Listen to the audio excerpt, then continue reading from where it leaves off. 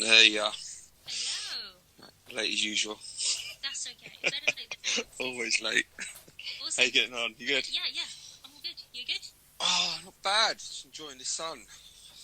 Thankfully, the rain's gone away again for a little bit, so it's quite nice. At least there's one good thing in this lockup. Get suntan while we're at it. Yeah, although it looks like you're getting a bit red. In a couple of days, it'll be a nice tan. That's how us Irish work. You see, we burn first, and then we get a nice brown tan. Okay, Are you at least wearing any sun lotion? No, I don't believe in sun lotion. It's a myth. So, I feel like my tattoos act as like a bit bad enough of a barrier. So, don't worry about suntan. I said it'll be fine. Okay, so if I do get a little red, just warn me, and I'll go inside. Yeah, I will do. So, yeah, I guess it's probably best if we introduce ourselves so people from my channel and your channel kind of know who we are. Did you want to do that? Ladies first. Always ladies first. Okay, that's so nice of you. Okay, so, hi everyone, I'm Anna. I'm a level 3 PT. I actually used to work with Neil at Anytime Fitness before he moved on to greener pastures, so we say. And yeah, we just thought we'd have a chat, just talk about, fitness and stuff in general. And then there's going to be some random stuff, knowing how our two conversations usually go. There's going to be some weird stuff going on. I even have a quick fire round of questions that I'm going to be sending Neil's way. Go on, you can introduce yourself now. Yeah, my name's Neil, aka Muscle Inc. So I'm a gym manager. Previously worked with Anna at Anytime. I was manager at NRG I was there for nearly 5 years in total. I'm at Pure Gym right now in Hemel. I was until we got locked down and all this, but brand new gym, awesome gym, awesome facilities, really enjoying up there. Been competing now probably about 5-6 years. Done alright for a guy who's got crap genetics, been to a couple of British finals, won a few trophies along the way. So yeah, my background is kind of in competitive bodybuilding, but I prep as well, coach people, so I train people for shows, all other kind of stuff, people that want to get big, lose weight, all kinds of stuff. I don't do too much PT anymore, but it's more the online kind of training and stuff like that. But yeah, it's generally a quick breakthrough on my background. Yeah. Awesome. So, I've sent you questions, which you've already had a quick look at. Yeah. So what I thought we would do is just kind of get down to the questions and see what happens, yeah? Awesome. Fire away. Okay, so question number 1. What got you into training? I'll just be honest. I'd love to say it was to be healthy and to get, to have this physique that I want to build and all that. Well, I wanted to join the gym because I want to pull chicks and get women. And it was probably most blokes, I think, if we're honest. I'd gone through them. I was really overweight as a teen. And when I left school, I was kind of bullied and stuff, and I used to get in trouble because I was always told if someone calls you fat, punch them in the face. So I used to get in lots of fights at school and stuff like that. And then I didn't really know how to lose weight. I wasn't happy with myself, wasn't comfortable, and I thought the way you don't eat, so you starve yourself. And I used to go. I remember I'd have the old Special K diet was. Have a bowl of Special K or two meals of Special K and like a meal in between. Yeah. They brought out years ago now. So I used to do that, and then I'd drink tons of Diet Coke. And some things never change, but so I'd done that, and then it went from 2 bowls of Special K to just 1 bowl a day, and then I'd be jogging around the streets for ages, and I thought if I starved myself and jogged loads, I'd lose weight, and obviously going completely the wrong way around it. And actually, it almost developed into an eating disorder where target was to get skinnier and skinnier and skinnier. Yeah. And got really kind of sick with it, and I'd come down to about, I think I was just under 7-8 stone, and I wanted to get under 7. That was my goal and stuff. And it got, my parents were worried about it and stuff like that. Even friends were saying, you look better overweight, and clothes were hanging off me and stuff like that. And my mates were getting girlfriends and all that, and I wasn't getting looked at. So I was alright, if I go to a gym, I get big arms and big shoulders. My pull loads of women. So that was the plan. And weirdly then, just fell in love with training, and you improve your confidence and stuff. Like anyone, when I joined, didn't have a clue what I was doing, doing silly things, eating silly things and stuff like that, kind of just winging it, like everyone does when you start off. But yeah, it was it proved your confidence and stuff like that, and that's how it sort of started, and then spiraled down this journey of competitive bodybuilding and stuff like that, 10, 15 years on. Okay, and how old were you when you sort of started this journey? So probably I joined the gym. I mean, when I was starting myself, it was probably started in my early teens, so late teens, sorry, so probably about 17, 18, and by the time I got to about 21, I actually collapsed one day at work. I was working on a building construction site, and by that time I couldn't bring my special K to a building site, so I'd have a sandwich. I'd bring a sandwich, and I'd have 2 slices of brown bread, no butter, and 1 slice of wafer thin ham. And that was my meal for the day. That was literally all I'd eat, and all my Diet Coke. And yeah, obviously working construction is a busy job, physical.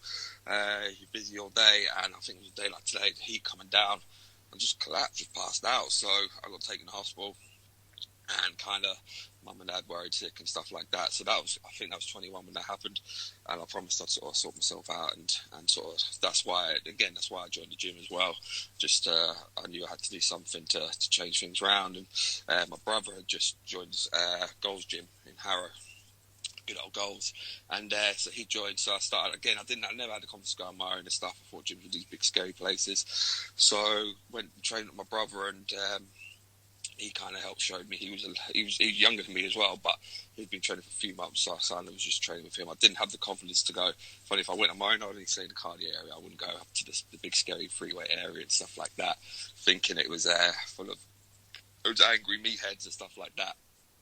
Obviously then realising they're probably the biggest softies, and probably them guys were the guys that helped me the most along the way, because they've gone through similar things and know what it's like to go through sort of body dysmorphias and low self-confidence and stuff like that, and yeah, realising it's not so scary. And so yeah, when that was probably around 21, again doing stuff completely wrong, no idea what I was doing, shooting the weights around, thinking it was all about as heavy as you can get, bench pressing to the point where you can't get it up, and you have to do that awkward thing where you roll the bench off and stuff like that, and we've all done it. And yeah, so I think then slowly learning what to do. I remember I bought my big idols, like everything. I was your idol, bodybuilding idol growing up and stuff, and I wasn't really aware of bodybuilding like growing up. It was never a big. When I was 14, I knew I wanted to be a bodybuilder, and I wasn't. I remember it was Arnie in the movies and Sylvester Stallone in the movies. That I was like, wow, man, look at the guys. Arnie's a beast, growing up watching, Terminator and Commando and Rocky and Rambo, and I was always thinking that's how a man's supposed to look. That's how a proper man, his looks and stuff. I was never cared about Tom Hanks and all them other, ones, So they were kind of my early inspirations. And then I learned about Arnie through the bodybuilding later on. Didn't even realise he was, one of the greatest Mr. Olympians of all time. And it was from wrestling as well. I used to love wrestling. And I remember everyone used to love the good guys. It was the Rock and Stone Cold and all that. But there's a dude there called Triple H, and he was jacked, and he had the best physique, and he was the bad guy that everyone hated, but he'd beat people up with sledgehammers and chairs. And I was like, I'm backing that dude. He's the cool one out. Everyone's cheering for these other guys. This dude's, he's jacked. He's built like a brick house. And so I really got into and wanting a physique like them guys. So I wasn't really aware of the whole bodybuilding world. Joined the gym. And then so it was only later when I was in the gym and I didn't really know how to train properly on nutrition and diet. It was all crazy to me. Remember, I'm coming from when my brain's engaged of don't eat food, you'll lose weight. That's, even though I was completely wrong, that's how my brain works. So I had to retrain my brain. When people are telling me, no, you've got to eat loads of food to lose weight, you've got to eat loads of food to grow muscle, that's like, for someone like that, it's like the worst thing you could say. Someone who's got a program to the brain, it's the complete opposite. So I had to sort of retrain trust, like to start eating more food and stuff. But I learned about your macros and your fats and carbs and when to have them and stuff like that. And it was learning through that. And I remember I bought a Flex magazine because again, social media wasn't around at the time. Instagram, Facebook, and all that. And the magazine was still really your only content or access you have to sort of bodybuilding. So I bought Flex magazine. And I opened the page, and there was the first time I'd really seen Ronnie Coleman, and there was a special on Jay Cutler, who was Mr. Olympia at the time. Yeah. I was like, I was like, holy Christ, you know, this is like his legs. I just couldn't go over how is a human being's legs like this? And it was almost like if God was walking on the planet, this is how God would look. You know, it was just, and I was like, how do I get like this? How you know? And from there, it was hooked, and it wasn't about pulling girls. It wasn't about any of that. It was, I want to look like this. And so YouTube, I'd go through and I'd watch Jay Cutler videos, how he trained chest, and I'd go in the next day and I'd do Jay Cutler's chest workout, and then I'd watch Ronnie Coleman's leg workout, and I'd go and try that and throw my guts up and stuff like that. So that was kind of how we started to learn educating. Like I said, it's such a minefield, you know. 10, 15 years on, you're still learning every day and stuff, and it's trial and error. I think when you only really learn by doing it and either works or it doesn't, and you can take that experience on then. But yeah, that was kind of the genesis of it, the start of it, and then it kind of progressed on from there. Okay, no, that's, like, you've actually answered like a couple of my questions already in like that short period of time, so that's really good. If we could just kind of go back to like, so when you were younger, what made you decide, apart from, you know, wanting to get the girls and stuff, that you needed to lose all of that weight? Because I just women tend to do that, you know. That's like something we unfortunately do as a default. We don't eat very much food. We think, you know, just losing weight, whatever the scale says, regardless of how we feel, is how we should do things. But to hear a guy say that is quite rare, I think. Yeah. So, is there anything else you can say on that? Yeah, I think that is. It is. I think it's more coming out now where guys can talk about stuff like this, and you know, it used to be only associated, you know, eating disorders and stuff with females, but guys suffer the same thing. You know, I remember we used to go to an all-boys school, and you know, I was really fat. You know, I had little bitch tits. Can I swear on this? But little boobies. You know, belly. And we used to have to get them changed in front of it. It was horrible, especially when you're low on confidence and stuff.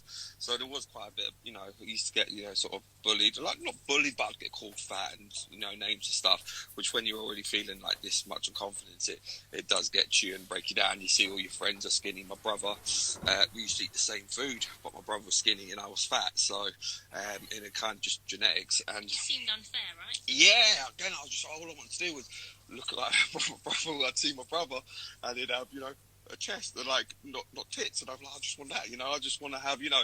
So I think it started from that kind of age and sort of the names and stuff, and then so that progressed. As like I said, when then it was you going in, you going out, and you're talking to, you know, girls and stuff like that, and you have no confidence to sort of really speak to people and stuff, and you see your mates are getting girlfriends or pulling girls, and I think then it gets you, and slowly it can start grinding you down where you don't have a lot of confidence in yourself, and it's weird, like no matter, I think that's sometimes where people you always keep that. I think even to this day, like I said, where it's almost now the body dysmorphia is in reverse, so I think it's something that you never get rid of, and it's always there. And sometimes because I do fitness shoots and tattoo shoots and all kinds of different things, and people will sometimes see it and the Royal Mac think, oh, that guy loves himself or he's full of himself.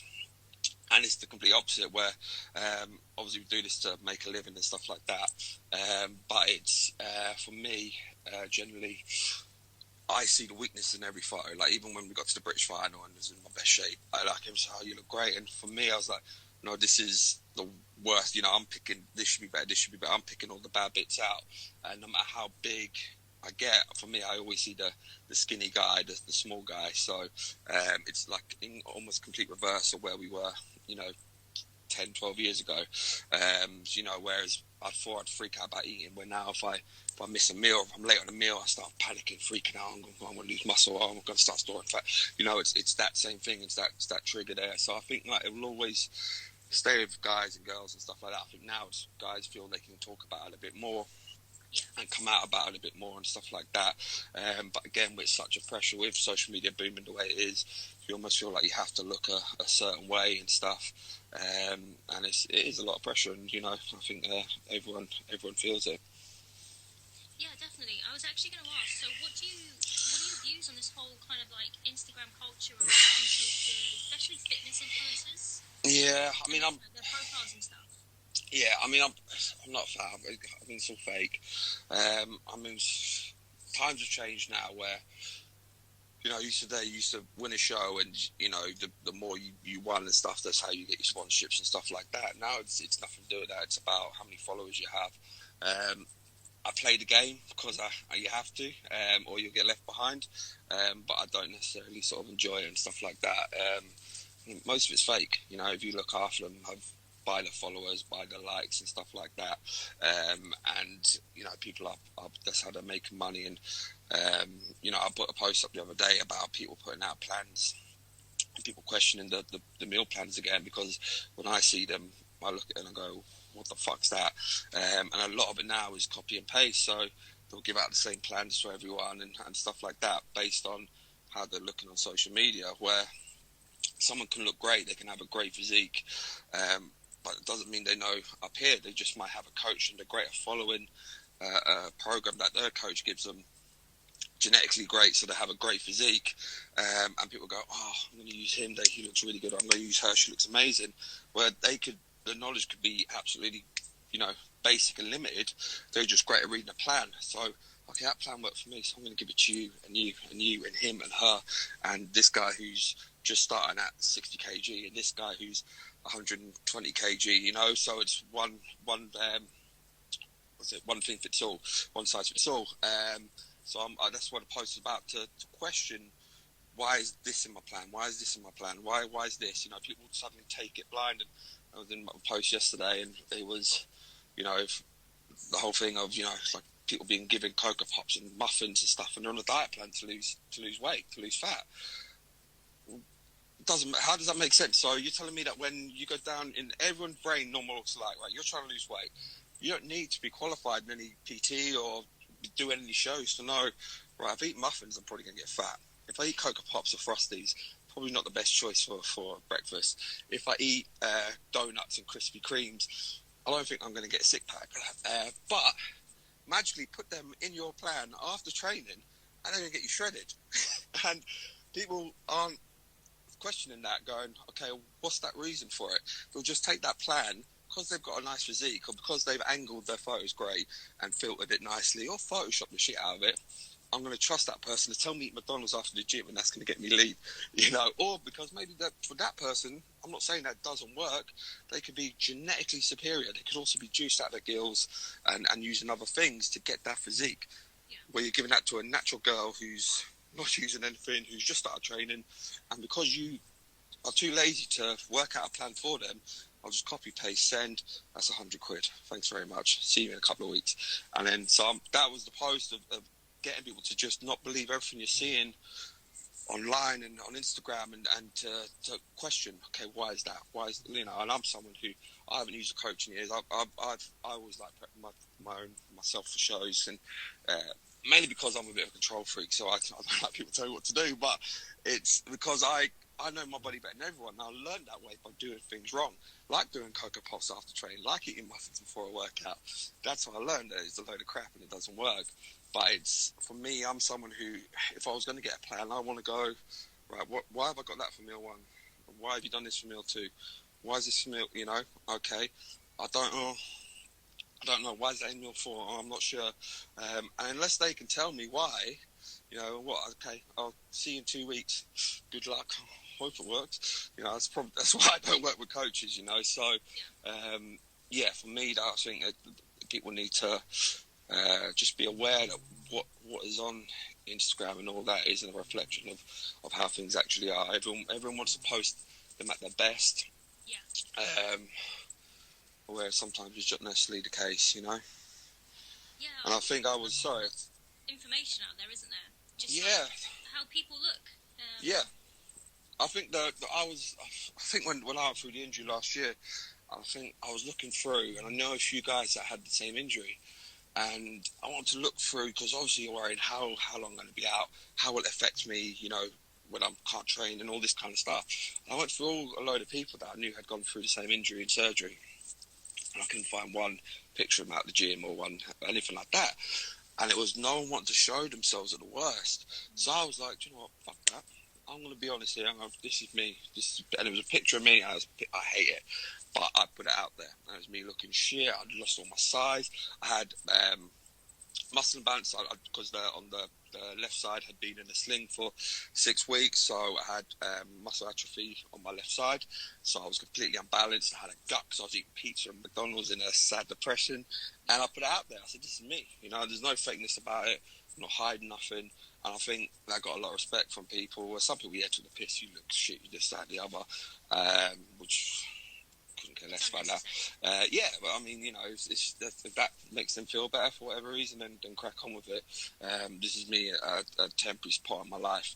It's not me before. You weren't saying that before I got injured when I was winning shows. You're not saying it now. So if people need to say that stuff to get through the day, then crack on with it. It'll only ever motivate me and fuel me to keep pushing and come back better. But I want to be real with people, and I want to say, look, this is okay. You can put this out, and you're not always going to look your best. You haven't got to hide from it, and this is the steps. This is where we're at. And I detailed the sort of steps back from the rehab and back in the gym and getting back to sort of where we were and stuff. And even last night, I had someone comment on one of my YouTube things and just said, thanks, I'm 10 weeks post-surgery. You have no idea how much the videos have helped, because you've done stage by stage of, the part where I was in a sling and I couldn't move, then rehab with the physio, then getting back into light training, and then, and what we done and stuff like that. And then the amount of people that messaged me going, I couldn't find this content anywhere because people didn't want to show it. So it's helped people and stuff. So that's the main thing. I'm never afraid to show me at my worst. So I think more people should be able to feel like they can do that. But for whatever reason they feel they can't. Yeah, I think transparency is something that there isn't enough of, especially in the health industry. Like when you see someone's Instagram page, I mean, you can tell how they sort of feel about themselves, I think anyway, from the kind of pictures they're taking. If their Instagram is filled with pictures of them looking perfect, then they can't be thinking that they are perfect, if that makes sense. No. Like, I took a picture yesterday. Yeah, I kind of, tried to make sure I didn't look like an absolute wreck, but it was still naturally me. Yeah. And I actually don't post pictures of myself very often because, one, I just don't feel the need to. I'd rather post pictures of, what's going on around me. And also, I still have, issues that I'm working through anyway. Yeah. I had eating problems when I was younger that I didn't quite put 2 and 2 together until now that I'm older. I can realise, I wasn't eating.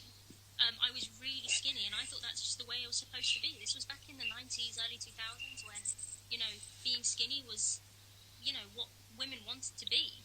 Yeah. So I wouldn't have any breakfast. I would only have lunch at school because we kind of had to have lunch at school. I took PE as one of my GCSEs, so not only was I doing compulsory PE lessons, I was doing my PE lessons as part of my GCSE. I then had to do extracurricular sporting activities to go towards my grade. So I was doing sports 5-6 times a week, and then on top of that, I was working out at home, doing bodyweight exercises. Yeah. At 16, 17, I think I weighed 40 kilos at my lowest. Wow.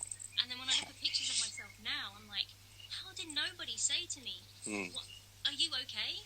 You shouldn't be this small. I mean, I'm a short person, as you know. But it just seemed like, at the time, nobody was helping me. And I kind of wish somebody did say something, because now that I'm older, I'm the opposite.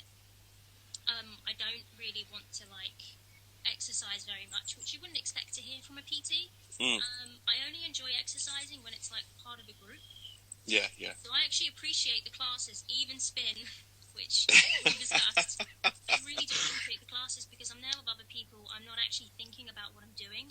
It's a social thing as well. There's that social aspect. It's a social thing, and it's fun.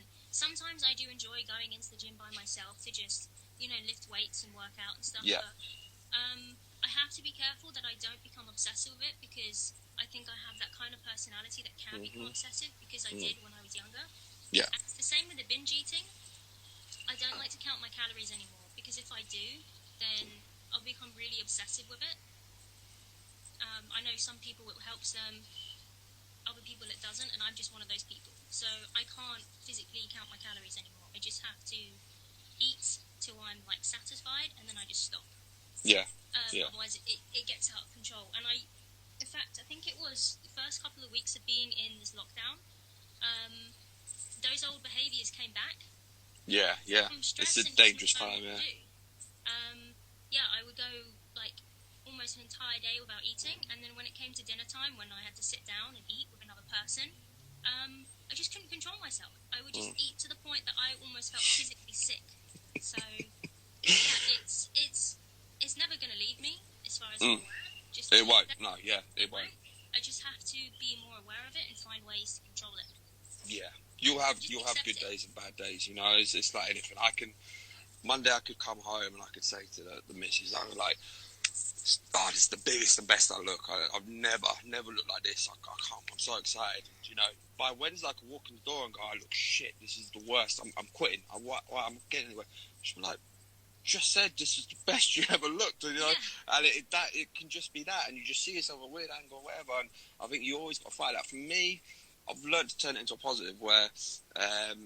You know, I think it keeps me hungry. It keeps me motivated. You know, I think like the day I look at myself in the mirror and go, "You're the man. You look good." You know, that's game over. Why am I gonna get up at 5:30, 6 in the morning and do my cardio? Why am I gonna eat 6, 7, 8 meals of basic chicken, rice, and eggs? You know, why am I gonna training hurts? You know, this is like, you know, the leg days and everything we do. We put ourselves through. It's brutal. You know, to the point where sometimes we feel like we're gonna throw up, feel like we're gonna pass out. We push it, and you know, sometimes, especially on prep, I might be in the gym 3 times a day. You know, doing my cardio first thing in the morning, and my main session in the middle of the day, and last thing at night, I might be doing little tie-ins. So you know, that's a lot of work, and you're putting this in this day in, day out. So if you lose that hunger and you look at yourself and go, yeah, I'm great, I can afford to take my foot off the pedal, then it's game over, I think. So for me, I think I'm trying to turn it into a positive, and it keeps me, you know, driven to keep getting better and to keep improving. Because that's the day you lose that, it's kind of game over. So in a way, weird sort of warped way, I've turned it into this sort of positive thing that will just keep me motivated and keep me going and stuff. There's been times where I've had enough and I've wanted to quit, and you know, you doubt and question yourself, and you know, with the injury and everything that was going on, you think, you know, it's a long road back and stuff, but there's always that thing in your brain going, you know, that it won't let you just keep going no matter what. So I think there's ways to turn it around in a positive, but the main thing is not letting it control you and stuff. And you know, unless I'm dieting, like I said, I don't worry about measuring food and stuff. I'm at the point now where I can look at something and know, right, that's about 50 grams of carbs in that meal. There's you know, that's 40 grams of protein. You know, I can kind of look at rice and oats and weigh it out without having actually weighed the thing out. So I think it's just repetition over the years. But yeah, if I'm cutting back, then it's fine. Like first 2 weeks of lockdown, I binged and ate so much crap because I was on prep. I saw your pictures. I was impressed. It was ridiculous. I haven't stood on the scales because I'm no scales at home, but I dread to think how much I put on because we were on prep right up till lockdown. And so I'd done 14 weeks a serious dieting, and I think 2 weeks I had a cheat meal in 14 weeks, and it was like, you know, one meal, and even then I was like, half it was, I'd have a few bites, and because you're eating so clean, and it's always me, I'll buy a ton of it, and next day I'm throwing it all in the bin, because when I start eating after eating so clean, my stomach just goes in me, and I'm on the couch in a ball. So we hardly had anything. Apart from one day I threw up, I think, had some sort of weird bug on the side of the road, and we were looking at flats, and Jen was driving, and I was like, Jen, I'm off a good pull over, and I threw up on the side of the road, and next week she was driving me home, and then so I sent her to Tesco, I was like, do you want anything? I go, I'd love a Diet Coke and stuff, and I was like, what can you get me, Krispy Kreme? She was like, you just threw up, you know. I was like, I needed sugar or something, so she's gone off to get the Krispy, and then I'll text her, go, and Nutella, and can you get me some cookies? And that, like, just bring me the whole aisle. It doesn't matter. Oh God, yeah. And do you know what? I just lie on the couch, just sleep, and do you know what? That Krispy Kreme was the best thing ever after throwing up. So yeah, that was about the only day I really sort of pigged out. So then, I was actually gutted because I said, with coming back, it wasn't just a 14-week prep we'd put in. It was, you see me as well. You know, last year it was a whole year's work to get back from the surgery to the rehab to putting the size back on. And so we put a lot of work in, and you know, I was 5 weeks, 6 weeks away from getting my, you know, getting that end part, you know. So I was pissed, and so yeah, for the first 2 weeks, then come off the diet and just, God, we binged, we ate so much shit. So, but again, it was, you know, you've got to be able to kick back and enjoy yourself. You know, I still off season, I eat what I want. I put the work in, and and make sure, you know, that my training will always be up, and you know, like I said, 90% of my diet will always be point. But if I want to eat something kick back, as long as I'm not dieting or on a prep, then do it. You know, so as I think, you know, you have to be able to have a balance at some point. Other than that, you just go crazy. Yeah, definitely. And I think also some people kind of need to realise that what you're doing isn't like an everyday thing. No. So I mean, would you say to someone, if unless you're going to be, you know, aiming to be like a bodybuilder or a fitness model or something, don't do this? Is that what you would say? Yeah, I mean, this is a tough lifestyle. You know, I have so many young guys will come up to me in the gym and they'll be like, you know, Neil, I want to do a show, I want to compete. And then you kind of really, you know, they don't realise the work. You know, they'll be 3-4 weeks into a diet and they'll be out drinking on the weekend and stuff. You can't do that when you're getting ready for comps. You know, it's a selfish lifestyle. You know, I lost friendships, I've lost relationships. You know, you can't go out and socialise. Sometimes I've gone out to the cinema and I've been sitting there and I'm eating fish out of a Tupperware box, you know. So I don't drink anyway. I stopped drinking probably about 4 years ago, apart from the odd occasion. So, you know, my whole lifestyle revolves around my training, the gym, from the moment I get up to the moment I go to sleep. And for a lot of people, they can't live that lifestyle for a long time. I completely, you know, get that. So it's tough. I mean, I'll always say to guys, you know, unless you want to compete, then it's not the lifestyle for you or whatever. You know, you can still train and look good, but yeah. Sorry, I think my battery was going down.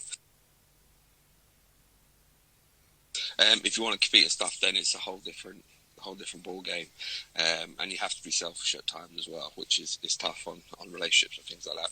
Yeah, definitely. So actually, there was something. So we're going to get into some slightly more juicier questions now. I like juicy. So let's talk about supplements. Yep. Alike. So what kind of supplements are you currently using? So supplement wise, I'm not a big supplement guy. I'm a big advocate for food and stuff like that.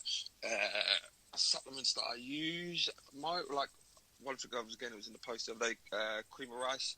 I'm a massive fan and user of cream of rice, which anyone that knows is basically like powdered down rice. And you can make it into a little cereal. So it's great for people, like, say, if they can't digest oats and stuff like that too easy, it blows them out. You can use cream of rice as a cereal, and it's basically just rice that's powdered down. So yeah, and it's flavoured as well. So you can get chocolate, vanilla, all this kind of stuff. So, and it's, like I said, really easy digestible, clean, complex carb. I normally blend them up with eggs and drink them straight down, and it's a perfect meal. So, yes, that's a supplement I rave about. You have 5% do real food, which is a similar version, and it's basically like you get powdered down rice or sweet potatoes, so it's the same kind of thing. But yeah, for me, cream of rice I'd always put into my guys' plans, and I have, it's always my meal before training, my meal after training. But I'll off season and stuff, I might have them, you know, 4 or 5 times a day. I'm not a guy who can eat 10 solid meals a day, so I'll probably have, you know, 4 or 5 cream of rice with eggs. I'll drink that down, and then probably have three solid meals a day, 3 or 4. So it's easy when you have a certain amount of food you need to get in, consume, and there's a lot of food every day. This is almost like a cheap way to do it. If you're rushed on time or whatever, you can blend a couple of them up, bring them to work, leave them in the fridge and drink them whenever. So cream of rice is a supplement always in the house. And Vitargo is another supplement that I really use. So I use it intra-workout, and again, it's a carb, so it's carbohydrate powder, so I'm a big believer in feeding the muscles while you train. So, you know, basically what we're doing when we're training, we're pumping blood into the muscle. So what I'm doing is I'm drinking carbs and the fueling the muscle as we go, so to keep feeding the muscle. So yeah, I'll always drink Vitargo as well. Generally too, I'll have some BCAAs, just because I always have some lying around, but it's not a do or die kind of thing. If I haven't got them, I'm not going to lose any sleep over them, but I do put BCAAs in as well. Cool, yeah. Look, what about creatine? Do you use any of that? Not so much, to be honest. Again, I think creatine's fine. I just kind of on stronger stuff, so creatine's not, you know, necessarily anything that I really need to put into my supplementation.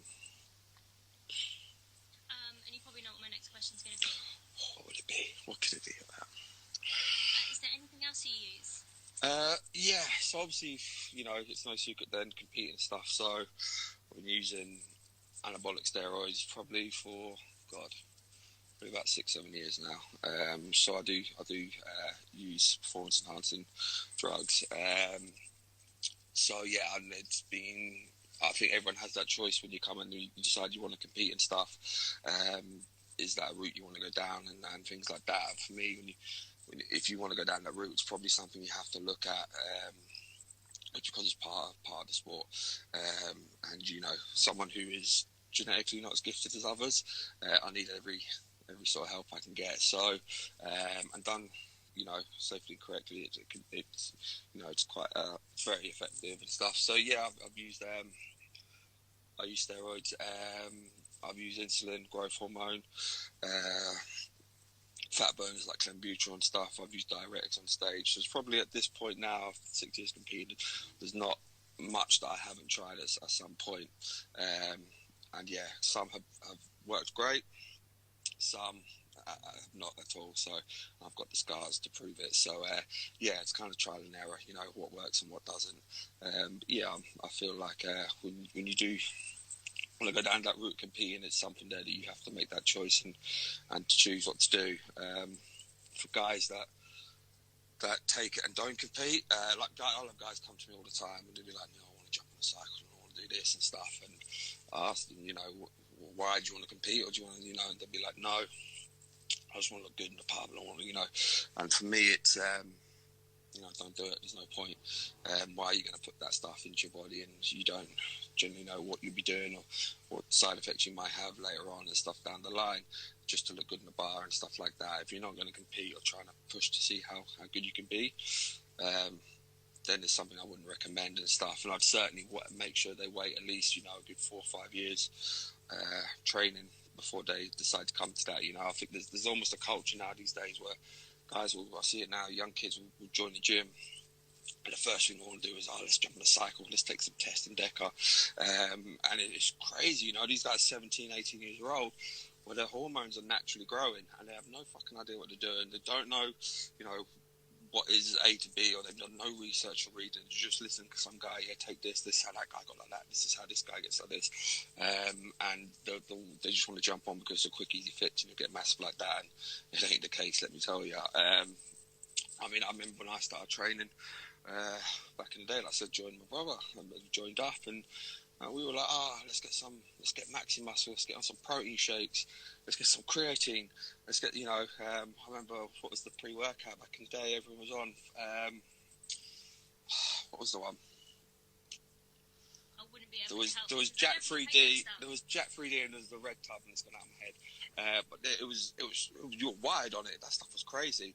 I think they've taken a lot of stuff out of it now, but we were like, yeah, let's get on supplements. That was what we do. Now people want to join the gym and right, let's get on a cycle, let's take gear and stuff. So it's almost the culture is very different now. And it was only after, like I said, training the gym 3-4 years natural, where I decided, I wanted to compete and I wanted to try and see what I could do, where I thought, what, I need something to sort of get me to that next level. But yeah, I think it's madness now when, young kids are wanting to jump on and have no idea what they're doing and no aspirations to get on stage or anything.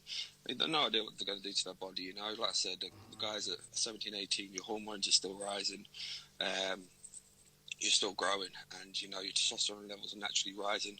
And what happens when you take artificial testosterone? You shut that natural testosterone down.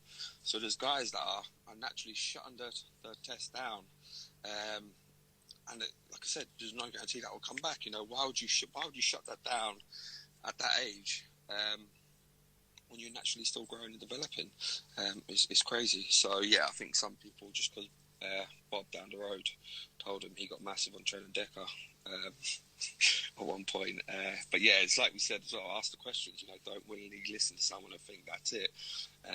So yeah, I think there's always a responsibility, people like myself and stuff, like, don't openly post and talk about it and stuff. I have done videos where I'll talk about the dangers and stuff that people need to be aware about, but I'm not someone who will or brag or talk. It almost became the in thing not so long ago for everyone to talk about. It used to be, very hush-hush and no one would talk about it. Whereas a couple of years ago, there was, famous guys coming out and doing videos on it, and then everyone wanted to jump on that and let's talk about it, let's be controversial and talk about it, and they're putting wrong information out there. And, I'm very aware if there's a 17 or 18-year-old watching me, and I'm going, yeah, I take this, I take that, I take this, and they're going, oh, he takes that, and that's how he's got like this. I'm going to jump on the cycle, and I'm not doing any research and stuff. So I think, again, Instagram's this is one of the problems with Instagram. People have a responsibility on the content they put out there to be aware that they can influence people by what they're saying. So it's one of the reasons I don't talk about it. But when I do, I say, to make sure to don't do it. Don't take it unless you've hit a certain point after 4 or 5 years training naturally, and you're 24, 25, 26, anything young, you're too young. And then you have that decision to make, and fair enough. But and then you have that decision to make, and fair enough. But for young guys that want to just jump on it straight away, don't do it. You don't need it, especially when you're still growing and stuff at that age. I didn't take it till I was 25. So and we done okay. So yeah, I think people need to be more aware about the responsibilities they have, but putting sort of dangerous information. Half the shit I see as well, I'm watching Hand and Face. What the fuck are they talking about? Because it's not even accurate what they're talking about. They're clueless. But some young guy might pick that up, and that might influence them to go and talk to some guy in the gym one day and pick up some stuff and then take it without even knowing. So yeah, it's one of the dangers of that. And do you is all that information that your videos and stuff, is that all on your YouTube site? Yeah, you can go on my YouTube or my IGTV. It's just some button there. We're trying it now to sort of put this time out. We want to start doing more content on YouTube and stuff. I started and I got a bit late, not lazy, but it was just hard sometimes. Especially I want to film more training content and stuff, but it's hard where the majority of the time I train my own. So I'm not someone that will go up and ask people to film stuff and things. So I think now going in that we're going to film more training content and stuff. It's one thing I get asked a lot.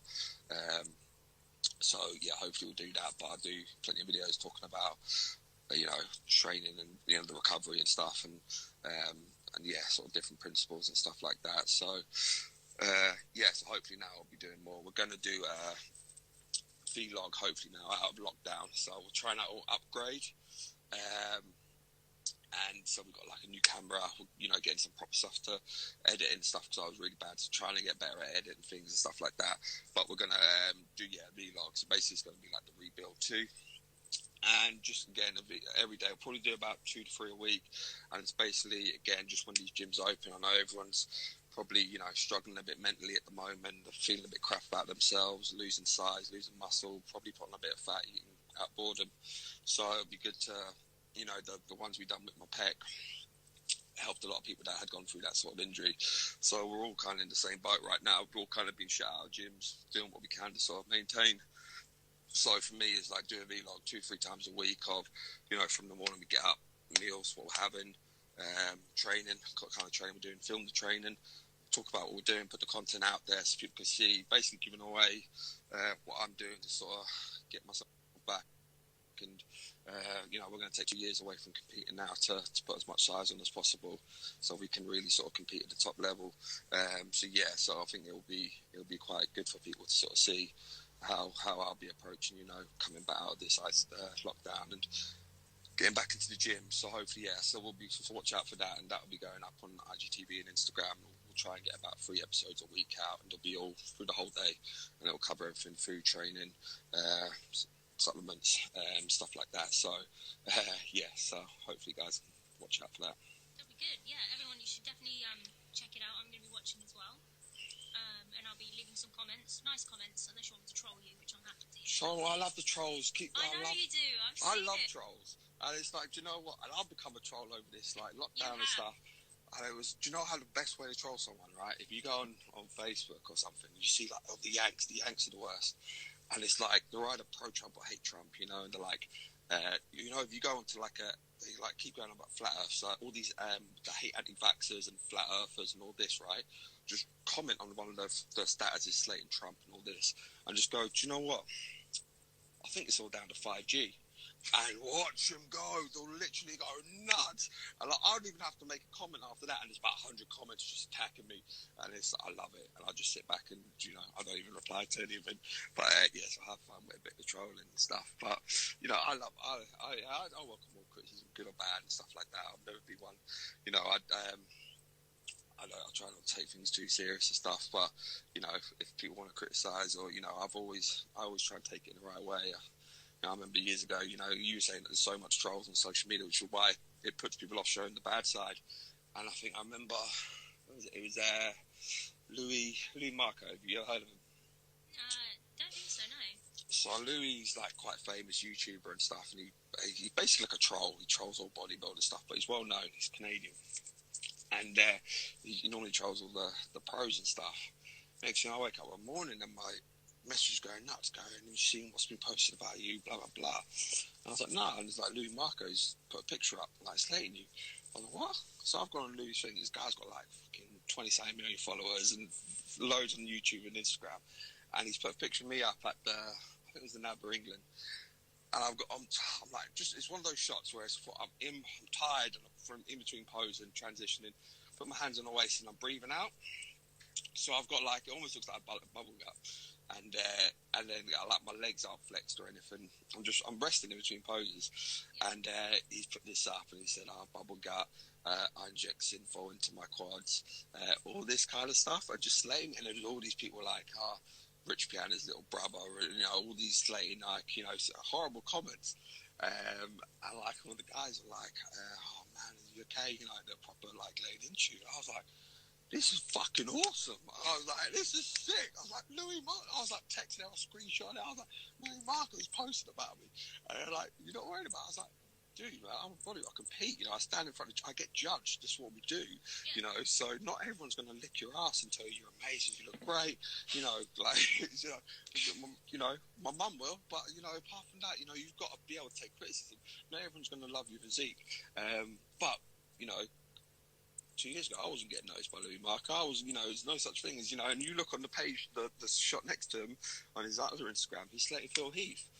Okay, well, now he's slating me, you know, I can take that. If he can slate Phil Heath and then slate me in the next picture, that's all good, you know. People have to, you know, always not be too sensitive and stuff like that, and just, you know, be able to take some criticism, whether it's good or bad. If it's horrible or nasty, well, you know, so what? You know, that's on them. You know, don't get too upset about anything like that. Any sort of bad things for me is just, like I said, it just motivates me to be better and stuff like that. I think people need to, especially if they want to go, and there's one thing I say to the guys, that they can't take a bit of criticism. You know, this game isn't for you then. If you can't take someone telling you this isn't good and this isn't good, and judges telling you, you know. I remember my first time I got on stage, right, and there was a judge called Lenny Sincere, I have a lot of respect for, and Lenny pulled me aside and went, "What the fuck were you doing on stage?" And like, I was like, "What?" he goes like, "You were nowhere near ready. This was shit. This was that. You got gyno, you got this, you carried too much fat, your glutes weren't in." I like tore me apart. I walked away and I was devastated. I was like, "Oh man, I thought I'd done alright. It's my first show. I wasn't perfect." And you know what? Then I went away and I went, "Right, fuck you. I'll show you." And it was, for me, it was, and I listened to what he said. This needs to be done. This needs to be blah, blah. And when I worked on it, and this guy knows what you're talking about. I'm not going to say, "Oh, you're a fool, you don't know what you're..." Man's a head judge, you know, he's an IB pro, you know. You'd be stupid to not take that and go away and work for it and try and get better, you know. But there's guys with chips on their shoulders, he's a dickhead, he doesn't know what he's talking about.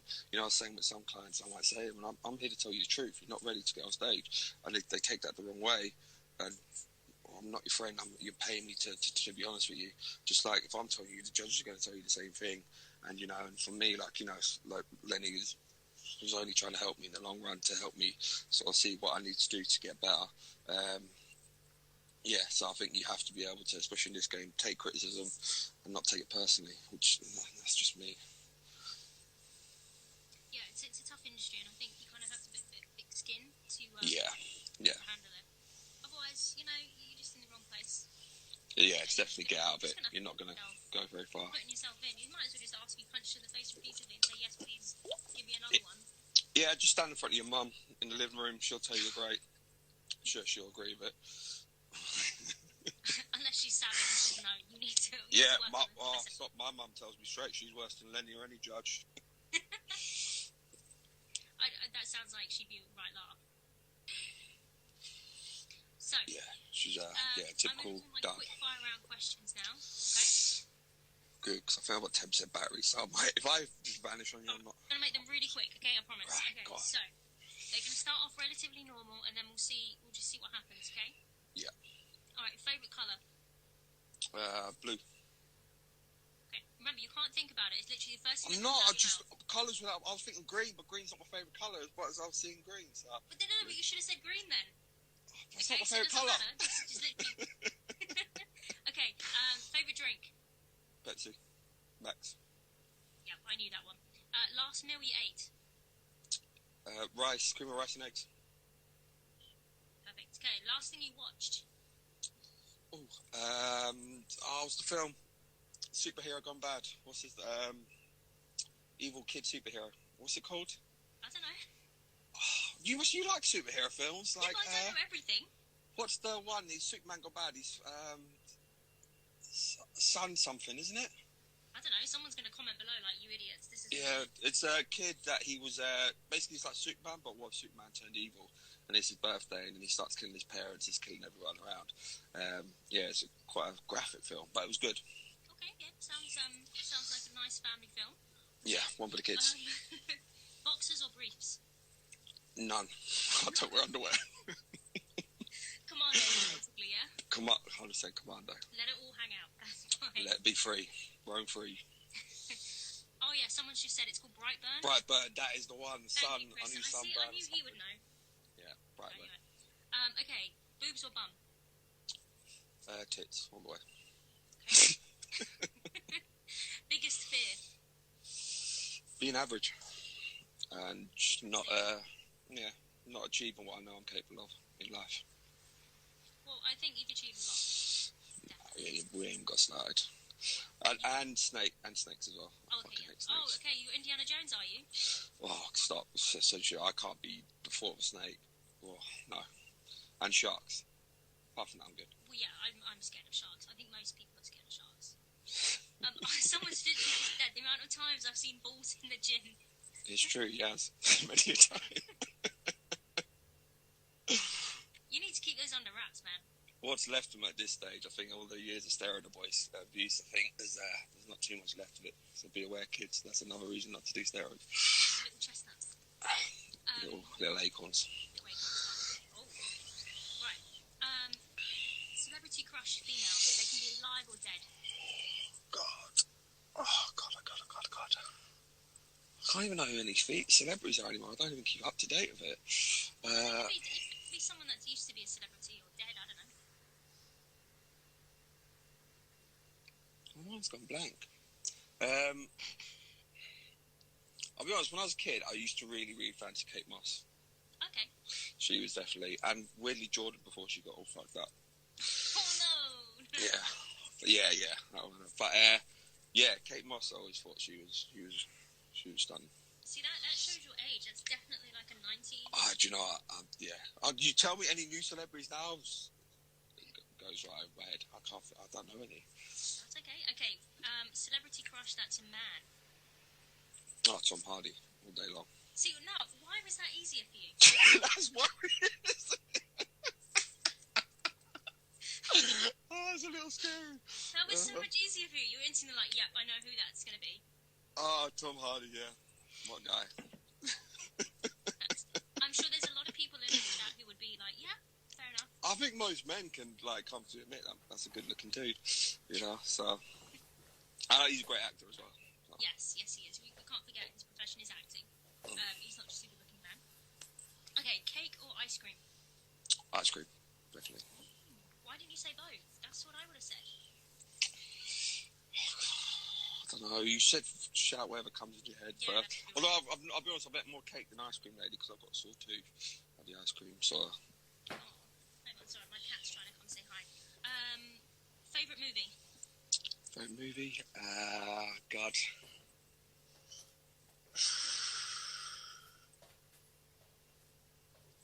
Probably Gladiator. Gladiator. Okay, that's a good Gladiator. one. Sorry, I've just got to pick her up. I like Braveheart as well. Braveheart. That's I was into them kind of period films. Yeah. Okay. choose one friend to help you hide a body. It would, without a doubt, have to be the legend John Guthrie, who has done many things to hide criminal things from me previously. Not yet a body, but I know if I called him up, he's one guy, call that guy, he'd be there in an instant. Without a doubt, John Guthrie. No questions asked, we'll just do it, yeah? Yeah, oh God, we have hidden some evidence over the years, so yeah, I know he'd be there straight away. Have you discussed this already? Which? How to hide a body? No, but John probably wouldn't put it past me, so I was just aware he'd just be ready at any time. He's probably got a shovel in the back of the car if I need it. Okay, that's good. Okay, next one. Last time you watched porn? Last night. Fair enough. Oh, look, we have a countdown of how much time we have left remaining. Okay, this is my last question. Last time you cried? What film was I watching? Me and Jen were watching a film the other night. It's on Netflix. I forget the name of it. Night Hunter or something. Is it Night Hunter? There's a part with someone you think dies in it, and I started welling up. Aww. No, baby, yeah, that's it. The guy's baby, the cop's baby gets taken, and they open he's in a box, and the baby's not moving, and me and Björn were both like that, and then the baby coughs or something. It was fucking horrible. But yeah, the baby's alive. Like, literally, yeah, so that was Saturday night. Watched that, and it was horrible. But yeah, luckily the baby lived. Right, those are all of my quick-fire questions. Yeah, that's it. Thank you for Awesome. doing this. Did you actually have anything to ask me with our last minute? Do you know what? I had some, and then, like, do you know what? I just miss you. Yeah, when you come to work for me at Pure Gym.